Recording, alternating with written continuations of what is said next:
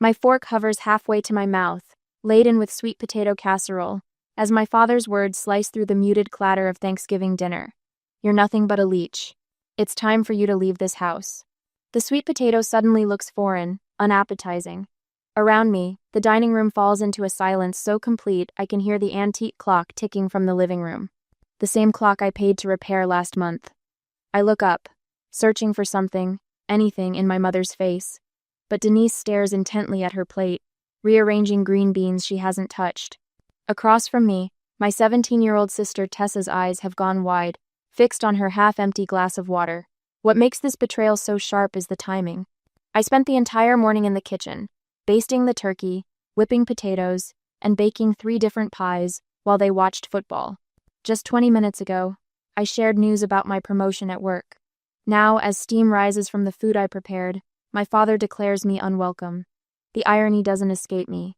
My name is on the electric bill that keeps these lights glowing, the water bill that filled the glasses on this table, the grocery receipt for every morsel of this meal, and the insurance statement that covered my mother's doctor appointment last week.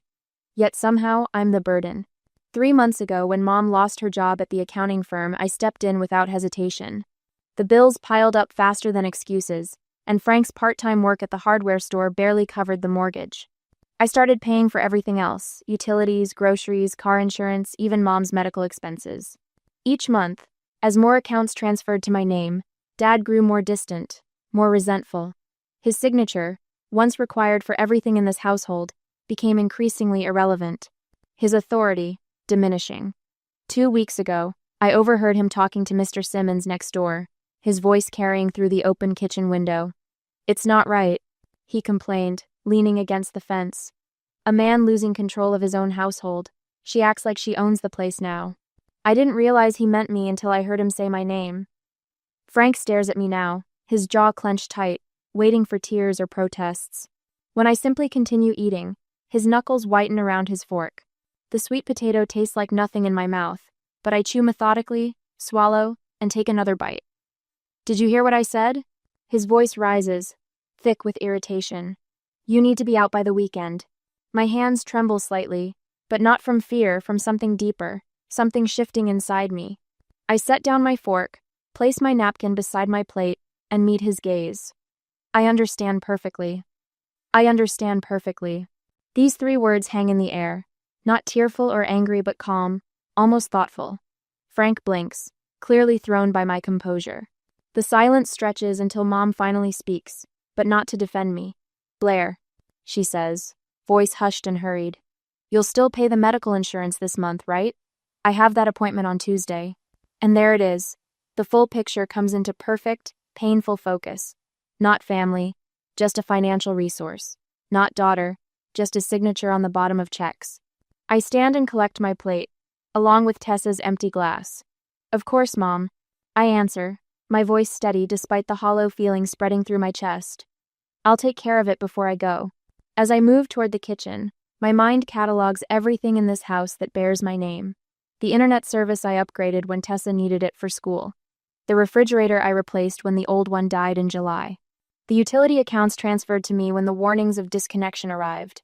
I rinse my plate at the sink, methodically scraping uneaten food into the garbage disposal. Through the kitchen window, I can see my car in the driveway, the only thing I own outright that isn't tied to this house. At least I'll have that when I leave. Behind me, I hear Tessa's chair scrape against the floor as she brings her plate to the kitchen. When she places it beside the sink, she doesn't meet my eyes, but her fingertips brush against my wrist for the briefest moment. It's the closest thing to support I've felt in months. The digital clock on my nightstand blinks 1:18 a.m. as I fold another sweater into my suitcase. Sleep feels impossible with the weight of Frank's words still ringing in my ears. I've been packing methodically for hours, my movements automatic while my mind races. I reach for the stack of financial documents I keep in my desk drawer: insurance statements, utility bills, grocery receipts, planning to sort what I need to take. But underneath them, I spot a bank statement with Frank's name. Strange. I haven't seen paper statements for months. Everything switched to electronic after Mom lost her job. I pull it out, then another, and another. A small stack of statements spanning the last 3 months, all for an account I've never seen before. An account with a balance that grows each month while I've been draining my savings to keep the lights on. My hands shake as I drop onto the edge of my bed. The statements blur before my eyes until I blink hard, forcing myself to focus on the numbers. $4,000 in July, $5,000 in August, nearly $7,000 now. Flipping through the rest of the documents, I find a boat dealer's brochure with Frank's handwritten notes in the margins. Down payment, $5,500, circled in blue ink. Schedule delivery after Thanksgiving underlined twice. A fishing boat. While I've been paying for Mom's doctor visits and the internet Tessa needs for school, there's more. A notepad with dates jotted down. November utility due dates, my name with question marks. After bills paid, written and underlined. They've been planning this for weeks, waiting until I covered November's expenses before kicking me out. A soft knock interrupts my thoughts. The door opens just enough for Tessa to slip through, her eyes wide as she takes in the packed boxes and open suitcases. "You're really leaving?" she asks, hovering by the door like she's preparing a quick escape. I sit surrounded by the physical evidence of my family's betrayal, while Tessa stands with one hand still on the doorknob. The power imbalance isn't lost on me, her freedom to walk away, my forced departure. "Dad didn't give me much choice," I answer, tucking the bank statements into my purse.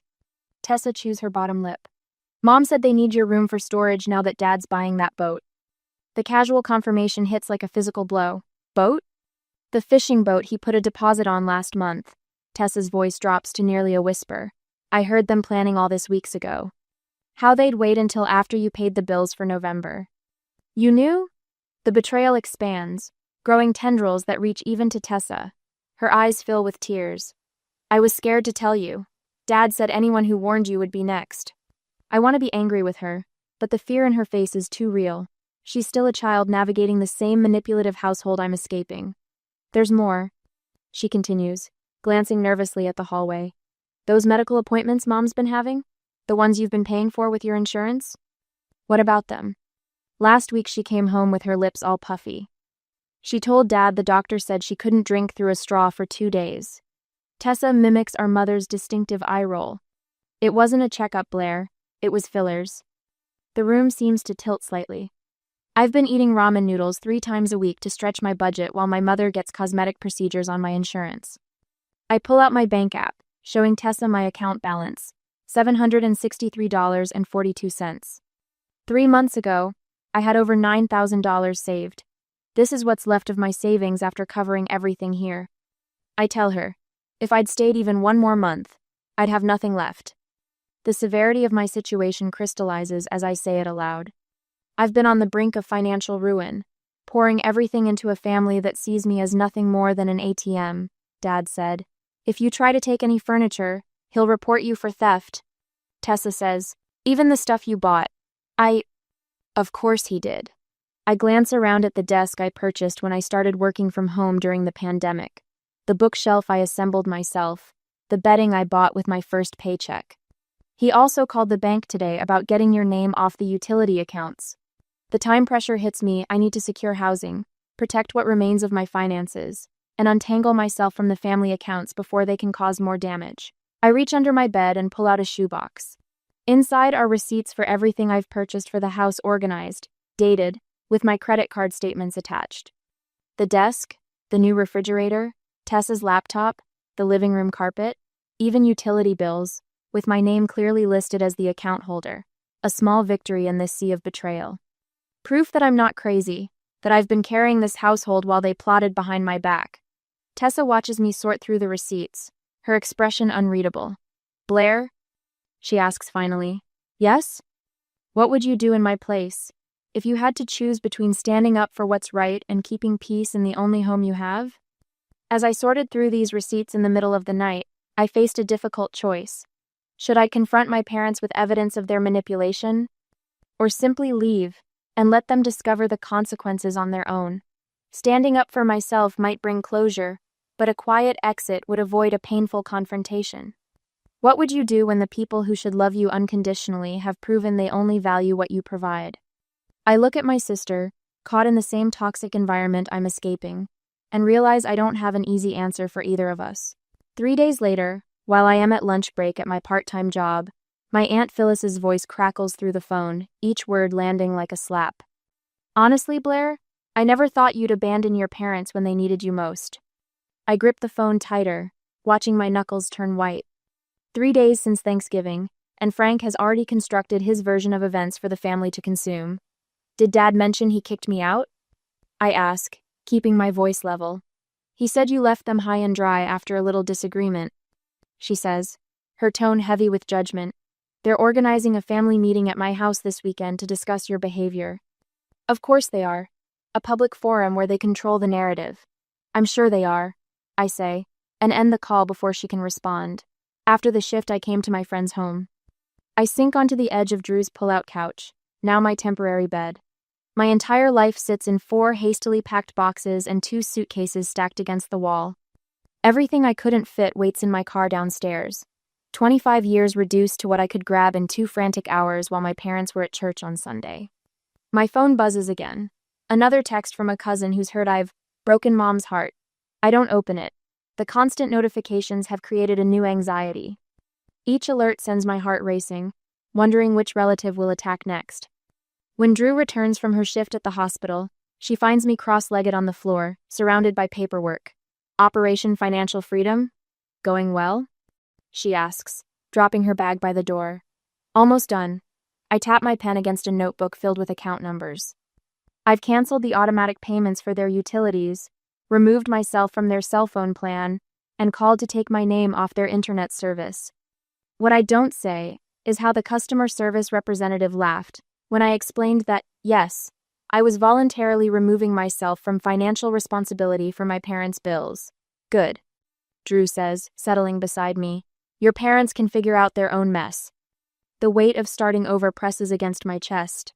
My savings account shows a balance that would make most financial advisors wince. 3 months of covering my family's expenses has left me with barely enough for a security deposit on my own place, let alone first and last month's rent. You sure your roommate doesn't mind me crashing here? I ask. Max? He's thrilled to have. The front door swings open, and Max bursts in with his enormous golden retriever bounding ahead of him.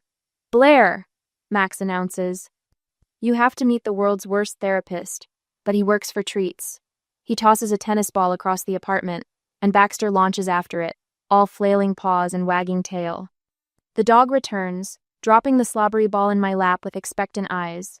He thinks you need this more than he does, Max says, his expression serious despite the ridiculousness of the moment. Sometimes the best therapy has 4 legs and terrible breath. When Baxter nudges my hand with his wet nose, I find myself laughing for the first time in days. The sound surprises me, almost foreign to my ears.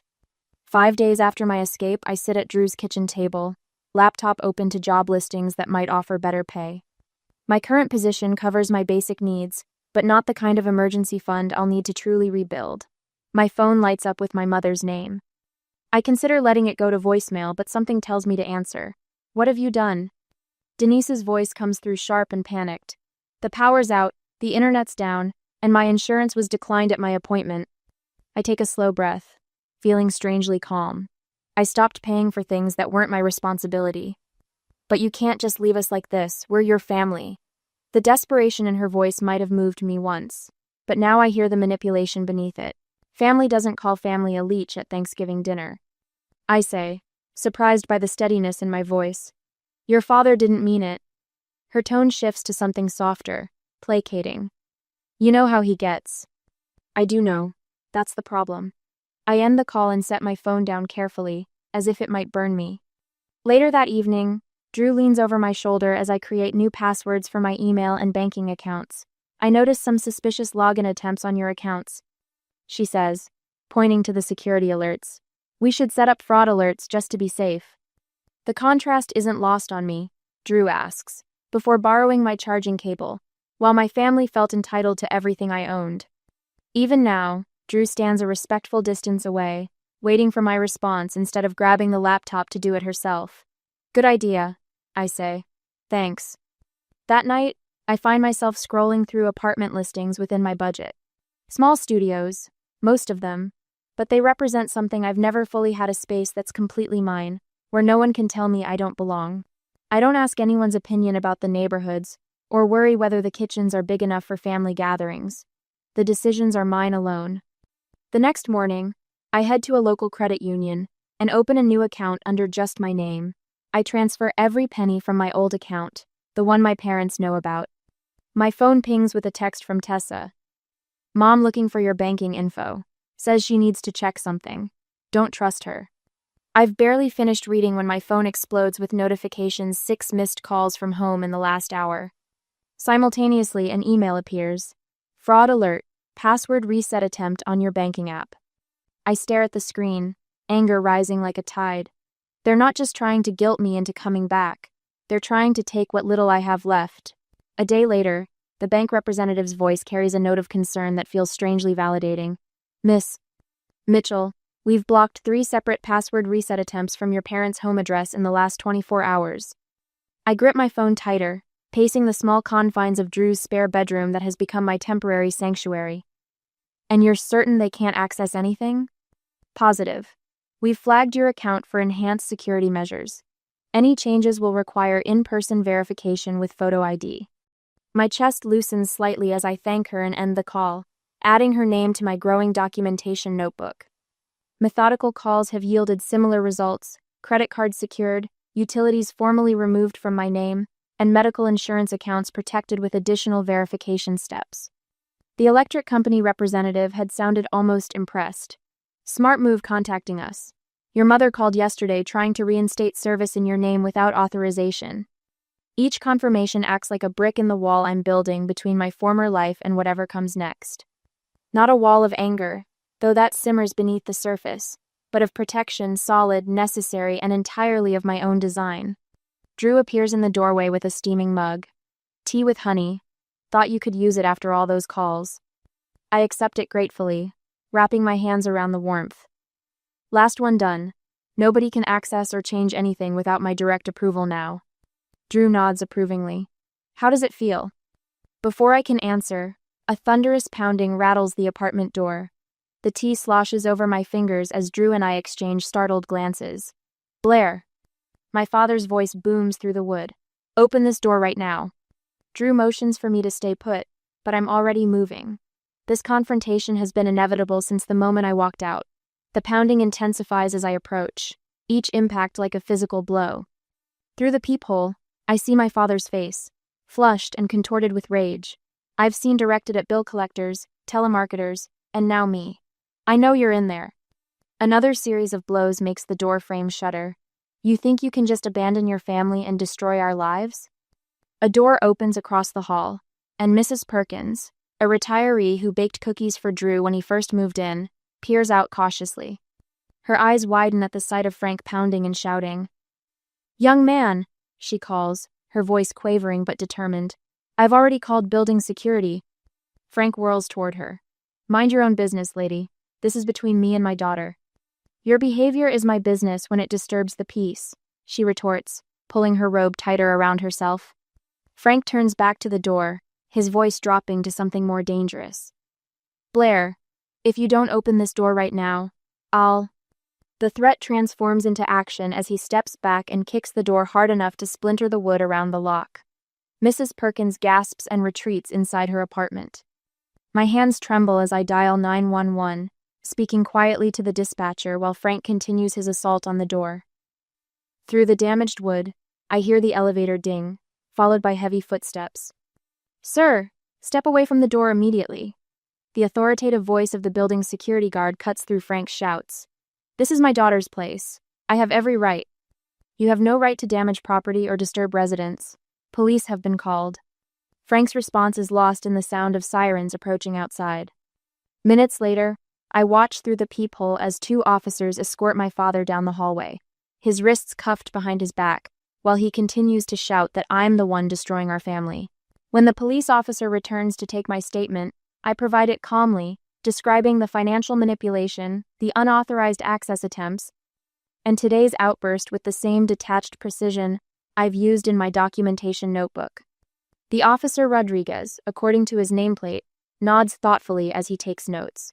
Would you like to press charges for the attempted break-in? The question hangs in the air as Drew returns from speaking with building management about the damaged door. Yes. I say, the words small but firm, and I'd like to file for a restraining order. Later, as I watch the police car drive away with my father in the back seat, I wonder, was filing an official report too harsh a response to years of manipulation? Or was it the necessary step to protect myself from further harm? Drew squeezes my shoulder gently. Max is bringing home some security cameras for the entrance. We'll set them up tonight. I nod, grateful for the practical support that asks nothing in return. My phone buzzes with a text from Tessa. Mom took your laptop and camera from your room, said they're collateral for what you owe them. The message lands like a stone in my stomach. More theft to add to the emotional robbery they've committed for years. I thumb a quick response. Do you know where she took them?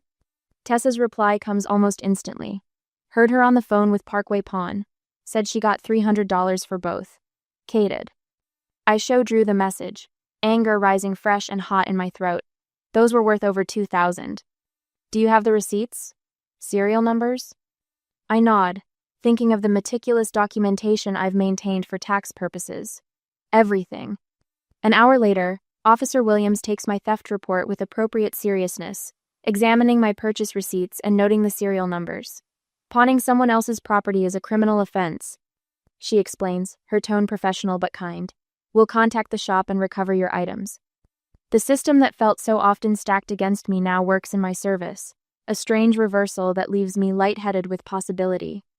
That evening, my phone begins lighting up with calls from relatives I haven't spoken to in months. Aunt Sarah's message is the first I listen to. Blair, honey, I heard about Frank's arrest. I'm so sorry. We had no idea things were so bad. The neighbors who witnessed Frank's outburst have apparently shared their observations, shifting the public narrative my parents tried to control. The story is spreading, cracks forming in the facade my parents constructed. As I help Max mount the security camera above Drew's door, another text from my mother arrives. The casual entitlement of her words makes my jaw clench. I had to pawn your camera and laptop to cover the electric bill you left us with. Parkway Pawn on 4th Street. You owe me $300 plus interest. In K. I pass the phone to Drew, who reads it and shakes her head in disbelief. The delusion is almost impressive, she mutters, handing it back. I save the message as evidence, my anger not at her audacity but at how long I allowed myself to believe I deserved such treatment. The revelation settles into determination as I finish securing the camera that will capture any future attempts to invade the new boundaries I've built. This time, I'm the one watching. My phone vibrates against the coffee table, my mother's name flashing on the screen. I've been waiting for this call. 3 days since I filed the police report about my stolen laptop and camera, and finally, they're ready to negotiate. Blair? Mom's voice trembles slightly. I've been thinking about everything, and I want to propose a compromise. I say nothing, letting the silence stretch between us. In the background, I hear the television playing the same game show that used to fill our living room every weekday at this hour. If you drop that ridiculous theft report, you can come back home. She pauses, clears her throat. We'll let you continue living here, of course. Your room is still exactly as you left it.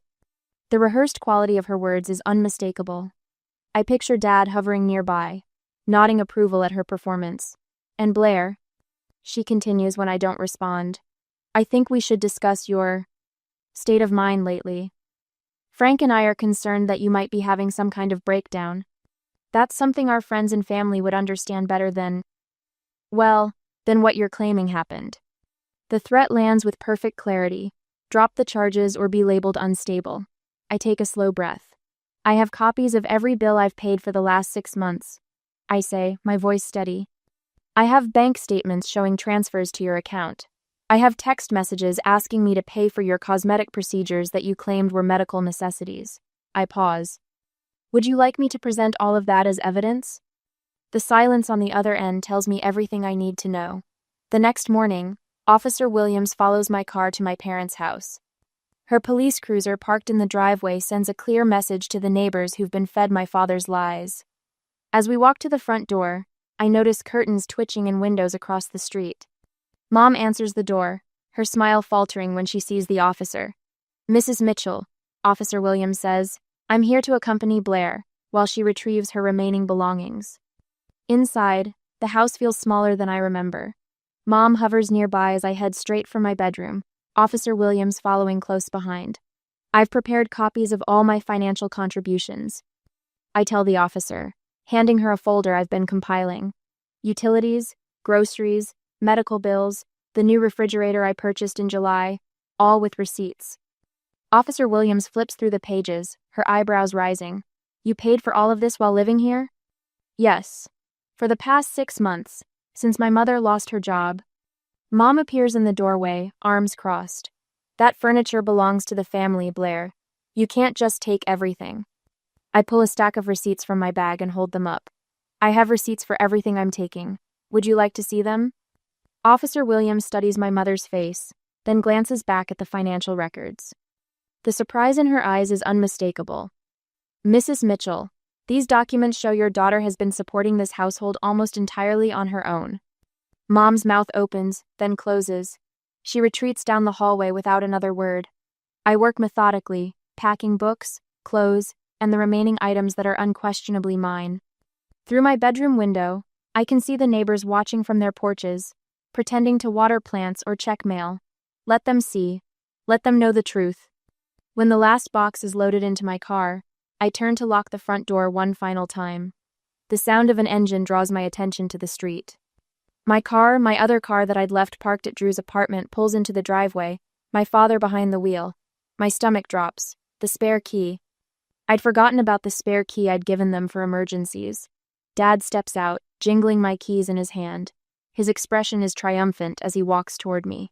We need to discuss what you owe us before you take this too, he says, gesturing toward the vehicle I'm about to drive away in. I set down the box I'm holding and reach into my purse, pulling out a folder of documents I've been carrying for precisely this moment. This is the title to that car, I say, holding up the paper. And this is the registration, both in my name. Officer Williams steps forward. Sir, that vehicle is registered to Blair. You need to hand over the keys immediately. The color drains from Dad's face as he looks from the documents to the officer. His hand tightens around the keys. I paid for her college, her braces, 18 years of... The keys, Mr. Mitchell. Officer Williams extends her hand. Slowly, Dad's fingers uncurl. The keys drop into the officer's palm with a soft jingle. As she passes them to me, I see something I've never witnessed before: my father's complete deflation. The man who has towered over our family for decades suddenly looks small, diminished. Come near me or my property again, I say, my voice clear and calm, and I'll file for a restraining order. I slide into my car, adjust the mirror, and turn the key. As I pull away from the curb, I see the neighbors still watching, witnesses to the final act of our family drama. Mrs. Henderson from next door doesn't even pretend to be checking her mailbox anymore. She stands on her lawn, phone in hand, no doubt already spreading the news. In my rearview mirror, Tessa appears in the doorway. She's caught between worlds, one foot in the house where our parents remain, one hand raised in a tentative wave to me. Her face reflects both sorrow and something else: admiration, perhaps. The strength she hasn't yet found for herself. I'm 3 blocks away when my phone buzzes with a text. Tessa. They're blaming me now. What do I do? The light ahead turns red. I press the brake and stare at the screen, watching those 3 dots appear as she types something else, then disappear. My sister, the one innocent party in all of this, now stands where I once did, bearing the weight of our parents' manipulation. The light changes to green, but I remain still, cars honking behind me as I consider what comes next. Sunlight streams through gauzy curtains I chose myself, painting warm patterns across the hardwood floors of my apartment. 3 months have passed since I drove away from my parents' house with Officer Williams' business card tucked in my wallet. The difference between then and now still catches me by surprise sometimes. I run my fingers along the edge of my desk, where neatly organized bills fan out like a deck of cards: electricity, water, internet, renter's insurance, all in my name, all comfortably within my budget. No one else's financial emergencies hiding between the envelopes. My bank statement sits open beside them, the numbers growing modestly but steadily each month. The emergency fund I'd depleted supporting my family is slowly rebuilding itself.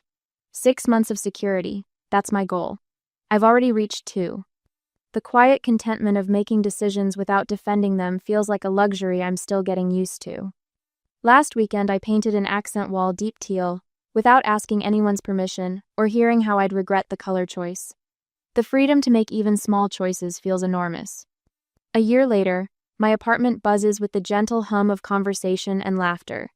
I slide a golden brown turkey onto my dining table, smaller than last year's but cooked to perfection. The irony of hosting Thanksgiving isn't lost on me. "Can I help with anything?" Tessa asks, hovering uncertainly by the kitchen counter. My sister looks different now, taller somehow, though she hasn't grown an inch. Maybe it's the confidence she's developing away from our parents' shadow. "Your company is contribution enough," I tell her, the words flowing naturally. How different from the tally of expenses I once kept in my head, measuring my worth by what I provided. I move around my space with an ease that would have seemed impossible last November. The dishes don't match perfectly. The table is secondhand. But everything here is genuinely mine, chosen with care, rather than acquired through obligation. Drew raises her glass as we settle around the table. To found family and boundaries worth keeping. Max and Tessa lift their glasses in response.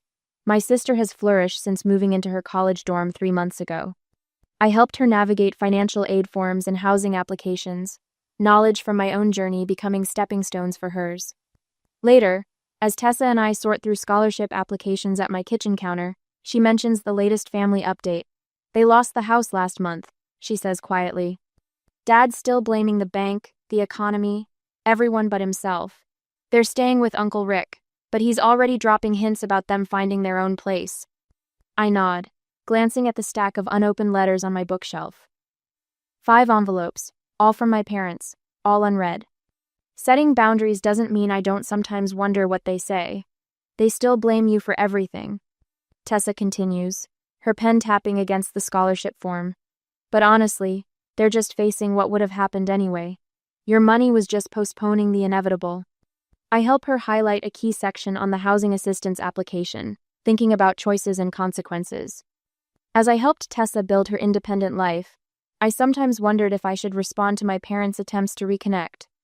Is maintaining complete separation the healthiest choice when family has betrayed you so deeply, or is there value in allowing limited contact on your own terms? What would you do when those who should have protected you want back into your life after you've finally found peace without them?